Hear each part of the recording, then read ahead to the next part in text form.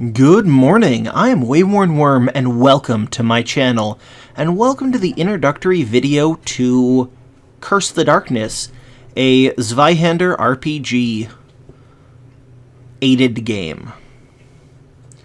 So what I mean by that is, like several of my other stories, I am using the rule set of an RPG to help me tell the story. And in this particular one, I'm using Zweihander, which bills itself as a grim and perilous world. And what Zweihander is, as shortly and concisely and as imprecise as being short and concise tends to be, what Zweihander is Warhammer Fantasy, specifically the second edition, I think, with the serial numbers filed off. So, what that means is Warhammer Fantasy RPG, the first and second editions, are these really popular games that came out in, I think the first one came out in the 80s, and the second edition was the mid-90s. Or maybe even 2000. I don't remember. But they were the they were two editions, and then third edition came out. It was run by Fantasy Flight, and is very much like Fantasy Flight's other role-playing games, as in you need specific dice to play the game, and you need these aids, and you can get the rule book, but the rule book isn't going to let you sit down and play the game. You have to have these specific peripheries, and it's also stylistically a lot different than the old ones. And that rubbed a lot of people the wrong way, especially because Warhammer Fantasy, specifically the second edition, is a really good game. I enjoy it myself. And the creator of Zweihander agreed. He really enjoys Warhammer Fantasy, but he doesn't enjoy the setting as much.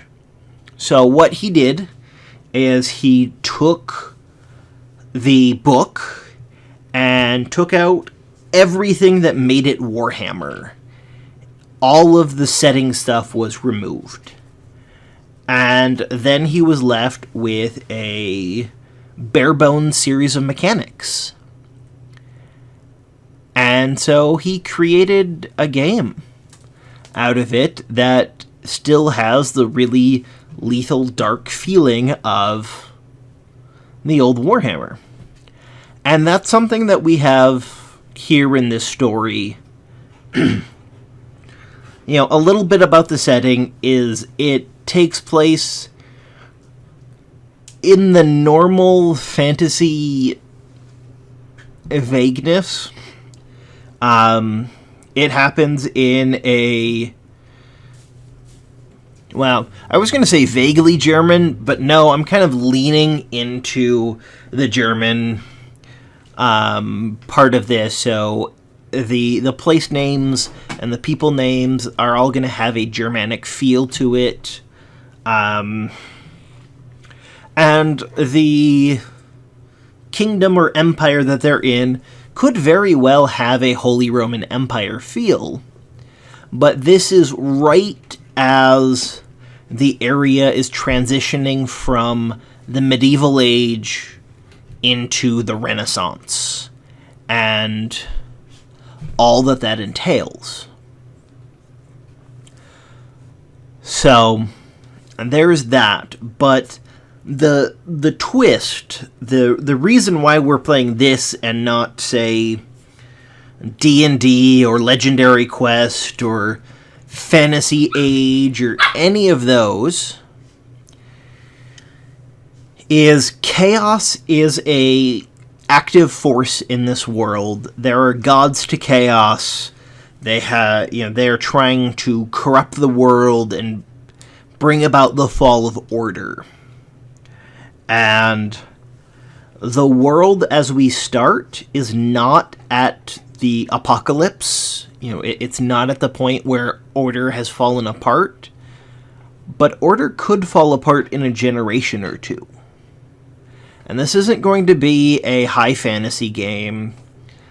They're not going to level up, become super powerful, and do battle with a chaos god. That's not going to happen, even if they had a chance of winning such a fight, which they never will. They will never get that good at anything.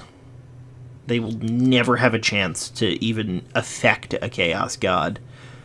They might maybe kill a greater chaos demon. Maybe. The stakes are going to be a lot lower. And they're going to be... There's probably going to be a lot of character death. I don't know if this is going to be Call of Cthulhu levels, where 1 to 3 characters are expected to be retired every adventure. But it might be.